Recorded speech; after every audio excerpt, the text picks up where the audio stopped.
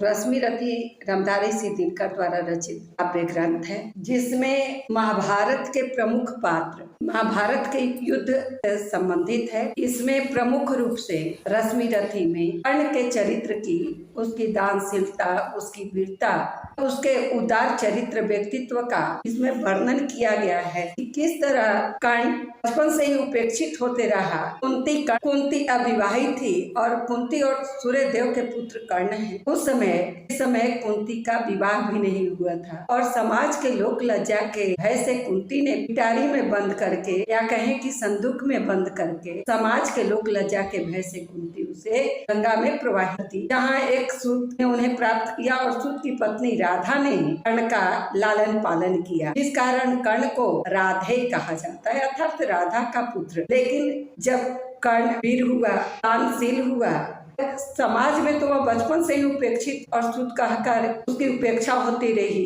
किंतु उसकी वीरता को दुर्योधन ने पहचाना। दुर्योधन कर्ण को अन्य देश का राजा बनाकर उसका सम्मान किया, इस कारण कर्ण दुर्योधन का ऋणी हो गया। इसी ऋण को चुकाने के लिए कर्ण महाभारत के युद्ध में दुर्योधन के साथ खड़ा हुआ।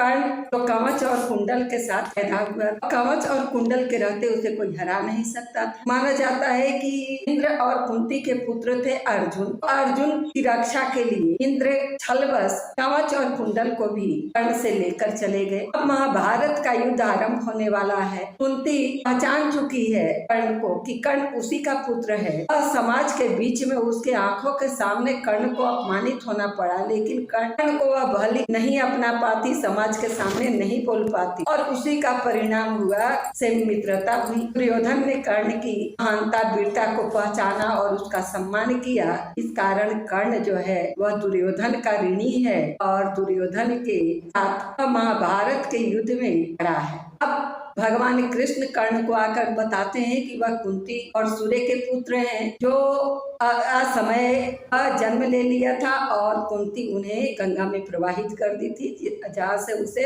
प्राप्त। यह घटना कर्ण जान जाते हैं। उसके बाद महाभारत के युद्ध आरंभ होने के एक दिन पहले कुंती आती है कर्ण के पास, यह बतलाने कि वह उसका पुत्र है। और तब कर्ण की संवेदना, उसकी भावना बहुत ही आहत होती है और वह अपने हृदय की सारी भावना कुंती के समक्ष कहता है और कुंती को बहुत फटकारता भी है कि एक माँ इतनी कठोर कैसे हो सकती है, तो अपने संतान को निकाल कर फेंक सकती है, जन्म देकर उसे गंगा में प्रवाहित मरने के लिए छोड़ सकती है। तो वह अनेक तरह से कर्ण जो है कुंती को अपने हृदय का उद्गार सुनाता है।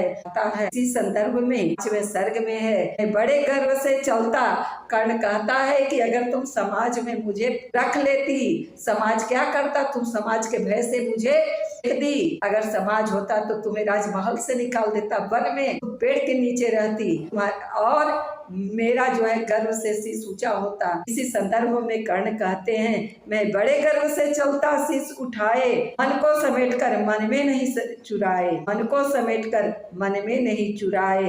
पाता न वस्तु क्या कर्ण पुरुष अवतारी, पाता न वस्तु क्या कर्ण पुरुष अवतारी, यदि उसे मिली होती सूची गोद तुम्हारी, यदि उसे मिली होती सूची गोद तुम्हारी। अब सब कुछ हो चुका, रोना है। कर्ण कुंती से कहता है कि अब तो सब कुछ खत्म हो गया और अब सब कुछ हो चुका, व्यर्थ रोना है, गत पर विलाप करना, जीवन खोना है। जो छूट सका, जो छूट चुका, कैसे उसको पाऊंगा, लौटूंगा कितनी दूर, कहाँ जाऊंगा। छीना था जो सौभाग्य निदारुण होकर, देने आई हो उसे आज तुम रोकर। छीना था जो सौभाग्य निदारुण होकर, आज तुम रोकर। गंगा का जल हुआ परंतु गरल है, देने आई हो उसे, लेना देना उसका अब नहीं सरल है, लेना देना उसका अब नहीं सरल है। बोला न गुड जो भेद कभी जीवन में, कर्ण कहता है कि जीवन भर कभी तुम नहीं कह पाई कि कर्ण तुम्हारा पुत्र है। इसी संदर्भ में कर्ण कहता है, बोलाना गुड जो भेद कभी जीवन में, क्यों उसे खोलती हो अब चौथेपन में, अब क्यों उसे खोलती हो अब चौथेपन में। आवरण पड़ा हो सब कुछ पर रहने दो, आवरण पड़ा ही सब कुछ पर रहने दो, बाकी परिभव भी मुझको ही सहने दो, बाकी परिभव भी मुझको ही सहने दो। ऐसे वंचित गोदी से निष्कासित कर, परिवार गोत्र कुल सबसे निर्वासित कर। देखा तुमने मुझ भाग्यहीन को जैसे, रहने दो त्यक्त क्षण आज भी वैसे, रहने दो त्यक्त क्षण आज भी वैसे। है वृथा यत्न हे देवी, है वृथा यत्न हे देवी, मुझे पाने का, मैं नहीं वंश में फिर वापस जाने का। ही बिता आयु सारी कुलहीन कहा कर, ही बिता आयु सारी कुलहीन कहा कर, क्या पाऊंगा अब उसे आज अपना कर, क्या पाऊंगा अब उसे आज अपना कर। यद्यपि जीवन की कथा कलंकमयी है मेरे समीप, लेकिन वह नहीं नई। यद्यपि जीवन की कथा कलंकमयी है मेरे समीप, लेकिन वह नहीं नई है। जो कुछ तुमने है कहा बड़े ही दुख से, सुन उसे चुका हूँ मैं केशव के मुख से, सुन उसे चुका हूँ केशव के मुख से। जाने सहसा तुम सबने क्या पाया है, जो मुझ पर इतना प्रेम उमड़ आया। जाने सहसा तुम सबने क्या पाया है, जो मुझ पर इतना प्रेम उमड़ आया है। अब तक न स्नेह से कभी किसी ने हेरा, सौभाग्य किंतु जग बड़ा अचानक मेरा, सौभाग्य किंतु जग बड़ा अचानक मेरा। मैं खूब समझता हूँ कि नीति यह क्या है, असमय में जन्मी हुई प्रीति यह क्या है। छोड़ने नहीं बिछुड़ने वियुक्त कुलजन से, छोड़ने नहीं बिछुड़े वियुक्त कुलजन से, छोड़ने मुझे आई हो दुर्योधन से, छोड़ने मुझे आई हो दुर्योधन से। सिर पर आकर जब हुआ उपस्थित रण है, हिल उठा सोच परिणाम तुम्हारा मन है। अंक में नहीं मुझे, अंक में न तुम मुझको भरने आई हो, कुरुपति को कुछ दुर्बल करने आई हो, कुरुपति को कुछ दुर्बल करने आई हो।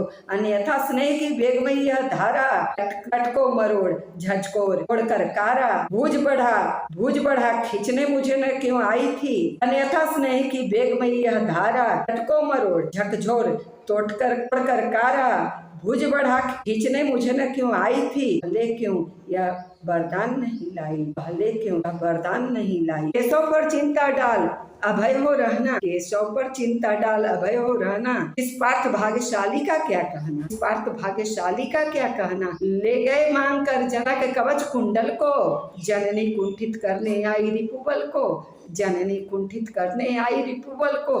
लेकिन यह होगा नहीं देवी, तुम जाओ, जैसे भी हो सुत का सौभाग्य मनाओ, जैसे भी हो सुत का सौभाग्य मनाओ। दे छोड़ मुझे, दे छोड़ भले ही कभी कृष्ण अर्जुन को, दे छोड़ भले ही कभी कृष्ण अर्जुन को, मैं नहीं छोड़ने वाला दुर्योधन को, मैं नहीं छोड़ने वाला दुर्योधन को।